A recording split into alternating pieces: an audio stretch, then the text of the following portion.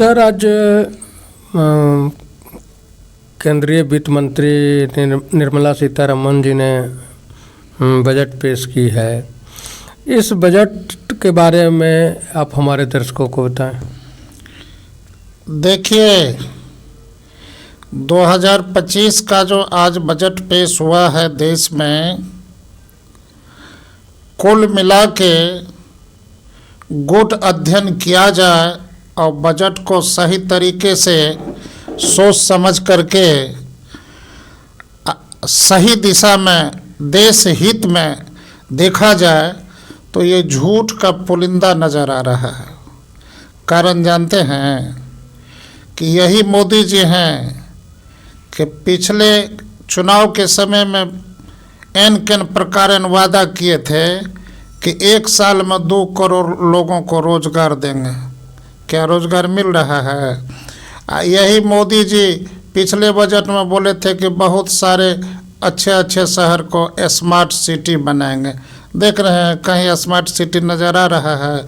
हर एक जगह गंदगी, पानी की स्वच्छता नहीं, एन प्रकार बहुत प्रकार की जो समस्या है देश में नज़र आ रही है। हाँ, ये धनवानों के लिए बजट अच्छा है। व्यापारियों को तो ये हरासमेंट कर दिए कि व्यापारी को दिनों दिन इतना टैक्स बजा रहे हैं। अरे कितने प्रकार से टैक्स देंगे? व्यापारी एक ही सामान को अलग टैक्स दे के दुकान लाते हैं और दुकान से हम लोग भी टैक्स देंगे तो एक सामान पर कितना प्रकार का टैक्स होगा। और सुनते हैं कि 12 लाख रुपये 1 साल में कमाने वाले को टैक्स फ्री कर दिए। तो यदि चलिए एक कदम तो ठीक ठाक है, सही है, लेकिन बाहरी जो जितने भी बजट में योजनाएं लाई गई है यह देश के लिए लॉलीपॉप साबित होने वाला है। यह बजट जो है गरीबों के हित में नहीं है। आप कहते हैं कि मोबाइल सस्ता करेंगे, इलेक्ट्रॉनिक सामान सस्ता करेंगे। अरे इलेक्ट्रॉनिक सामान सस्ता अरे ये न कह दीजिए कि पढ़ने वाले विद्यार्थियों को फॉर्म भरने के नाम पर 1 रुपया नहीं लगेगा। बजट में तो होना चाहिए कि MBBS करने वालों को करोड़ रुपया नहीं लगेगा, कम से कम 85,000 में MBBS का 4 साल का कोर्स हो जाएगा। बजट में तो आप एन प्रकार गरीबों पर तो आप ध्यान दे नहीं रहे हैं। हम तो याद करा रहे हैं कि शिक्षा इस देश में बिक रही है। इसीलिए बिक रही है कि ज़रा देख लीजिए, जिसके पास पैसे हैं अपने बाल बच्चे को प्राइवेट इंस्टीट्यूट या स्कूल कोचिंग में पढ़ा करके अच्छी पढ़ाई करा लेते हैं, उनका बाल बच्चा अफसर हो जाता है। जो गरीब है वो सरकारी स्कूल में पढ़ा लिखा करके अपने बाल बच्चा को एन प्रकार चपरासी नहीं बना पाते हैं।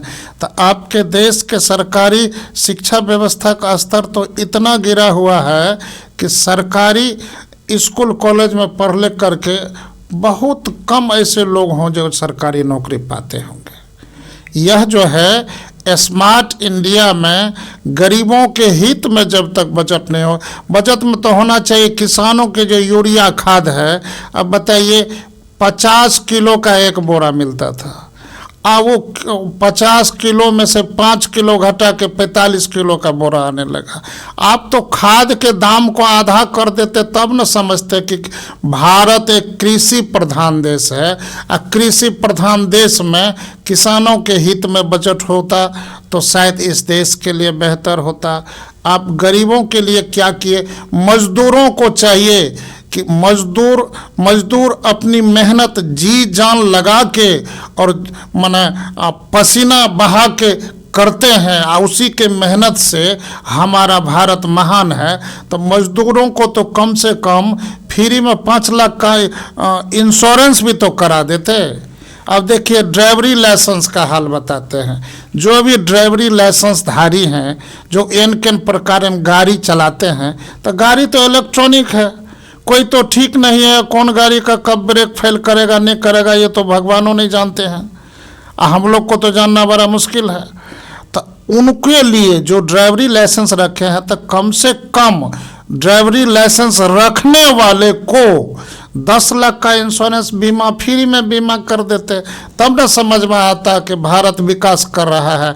आप तो LIC बेच रहे हैं, GIC बेच दिए, BSNL बेच दिए, एयरपोर्ट बेच रहे हैं, भेल बेचे, सेल बेचे, अब तो बेचना ही बाकी है, एयरपोर्ट बेच रहे हैं। तो बताइए मोदी जी, ये आपका बजट ठीक ठाक है? हमें तो नहीं लगता। अरे इस देश को रोजगार जरूरत है, देश में कल कारखाना लगाने की जरूरत है। आपके आने 2014 के बाद जब से आदरणीय मोदी जी प्रधानमंत्री बने हैं, तो भारत देश में क्या खास हुआ? वही देखिए, एक महाकुंभ की व्यवस्था की गई, उसमें सैकड़ों लोग गुजर गए और व्यवस्था भी परिपक्व नहीं थी। अब तो पता है, रोजगार की बात कीजिए, बेरोजगारी दूर करने की बात कीजिए, आप बेहतर शिक्षा देने की बात कीजिए, नल जल योजना जो आप चलाए वह तो बिल्कुल फेल हो गया। अब देखिए, यह देश जो में हाहाकार है और सड़क पर अब बेरोजगार है। अब इस देश में इतने प्रकार से भ्रष्टाचार है, तो हम तो आपके चैनल के माध्यम से याद करा देना चाहते हैं कि जितना भी देश के सीमा की सुरक्षा कर रहा है लोग, ज़्यादातर गुजरात का नहीं है। गुजरात का नहीं है मिलेगा सैनिक। अब न आर्मी में है गुजरात के लोग, न सैनिक में है लोग के गुजरात के लोग। देश की सुरक्षा माने गुजरात से बाहर वाले के लोग करेंगे, अब मलाई खाली गुजरात में रहने वाले लोग खाएंगे। यह कैसा इंसाफ है? देखिए, बजट उद्योगपति के लिए जो अरबपति है उनके हित में अच्छा है, गरीबों के हित में समझिए नुकसान है, नुकसान है, नुकसान है। कुल मिला के यह ड्रामा करने वाला बजट, आगे में जो चुनाव आ रहा है, बहुत सारे स्टेट में चुनाव होने वाला है, उसको मद्देनजर रखते के यह जो लॉलीपॉप दिखाए हैं, यह देश के लिए गंभीर समस्या वाली बात है। सर, बजट में जो 12 लाख रुपए इनकम पर टैक्स नहीं लेने का प्रावधान की बात आई है, तो कितने परिवार ऐसे हैं जिनको 12 लाख का सालाना इनकम हो रहा है? मजदूर जो हैं वो मजदूरी करते हैं, 500 रुपया पर करते हैं, वो भी उनको प्रत्येक दिन काम नहीं मिल पाता है। तो ऐसे में 12 लाख में टैक्स नहीं लेकर के ये तो बड़े लोगों को ही बढ़ाने का काम किया है। ये देखिए, पैसे वालों को ज़्यादा सुविधा देने वाला बजट यह देश के लिए आने वाले समय में खतरा का विषय है। और देश में जिस तरह से इस बजट में किया गया कि 12 लाख मतलब 1 लाख महीना कमाने वाले भी टैक्स नहीं देंगे, तो गरीब लोग और किसान लोग जो यूरिया का खाद खेत की फसल में डालने के लिए खरीदते हैं, तो उसमें काहे टैक्स लेते हैं मोदी जी? अरे खाद में टैक्स लेते हैं, किसान लोग जो डीजल खरीदता है उसमें टैक्स लेते हैं। तो आप तो हर तरीके गरीबों से टैक्स लेते हैं। इधर 12 लाख कमाने वाले, 1 लाख महीना कमाने वाले लोगों से टैक्स नहीं लेना, यह देश के लिए अपरिहार्य का विषय तो है ही। सर, ये अभी हुआ कि इलेक्ट्रॉनिक गाड़ियां जो हैं वो फ्री सस्ते किए जाएंगे, मोबाइल टीवी ये सब भी सस्ते होंगे, और साथ में सुनने में ये आ रहा है कि हर एक परिवार को एंड्रॉयड मोबाइल फ्री दिया जाएगा। यह एंड्रॉयड मोबाइल फ्री दे करके दूसरे किसी क्षेत्र में लोगों पर टैक्स बढ़ाने का काम किया जाएगा। देखिए, बजट में गरीबों के बच्चे को डॉक्टर इंजीनियर बनाने वाला बजट होना चाहिए। आप कह रहे हैं कि मोबाइल देंगे, आप कह रहे हैं अखिलेश जी भी, उत्तर प्रदेश के माननीय मुख्यमंत्री जब अखिलेश जी थे ना, वह भी लैपटॉप बांटे थे। क्या हो गया? उत्तर प्रदेश का विकास नहीं हुआ। आप मोबाइल देंगे या पैसा देंगे, उससे देश का विकास थोड़े होगा। जब तक किसानों का विकास नहीं होगा, जब तक गरीबों का भला नहीं होगा, जब तक मजदूरों का हित नहीं होगा, जब तक मुश्किल से भरपेट भोजन करने वालों का हित नहीं होगा, तब तक देश का विकास कैसे होगा? यह जो लॉलीपॉप दिखाने वाला बजट, यह भारतीय जनता पार्टी के लिए खास हो सकता है, लेकिन भारत माता का यह अपमान है। गरीबों का हित इसमें कुछ भी नहीं है। सर, राज्य बजट के बाद रामकृपाल जी ने अपना प्रतिक्रिया व्यक्त करते हुए कहा है कि यह जो बजट है वो भारत के लिए और विशेषकर बिहार के लिए बहुत ही महत्वपूर्ण और संतुलित है। इस पर आप क्या कहेंगे? देखिए, आजकल की राजनीति है ना, बच्चों वाले खेल हो गए। ये तो सच है कि केंद्र सरकार आपके समर्थन में यदि रहेगी तो हर एक स्टेट को कुछ न कुछ खास, जैसे 2000, 4000, 10,000 करोड़ ऐसे देते रहेगी केंद्र सरकार। यदि आप उनके समर्थन में आप नहीं रहेंगे तो वो देना बंद कर देती है केंद्र सरकार। ये तो बच्चे वाली खेल है कि तुम हमारे समर्थन में नहीं हो तो हम तुम्हारी भलाई नहीं करेंगे। ये तो अलग बात है, लेकिन बिहार को जो कुछ छोटी मोटी सौगात मिली है, इस सौगात से क्या होगा मोदी जी? बिहार को तो विशेष राज्य की दर्जा मांगे थे नीतीश जी, आजे से नहीं 2015 से 14 से मांग रहे हैं, दिए क्या? लॉलीपॉप दिखा कर नीतीश का समर्थन लिया, प्रधानमंत्री अभी तक बने हैं। नीतीश कुमार का वह वादा क्या हुआ जो बोले थे कि मोदी का समर्थन तब करेंगे जब विशेष राज्य का दर्जा देंगे?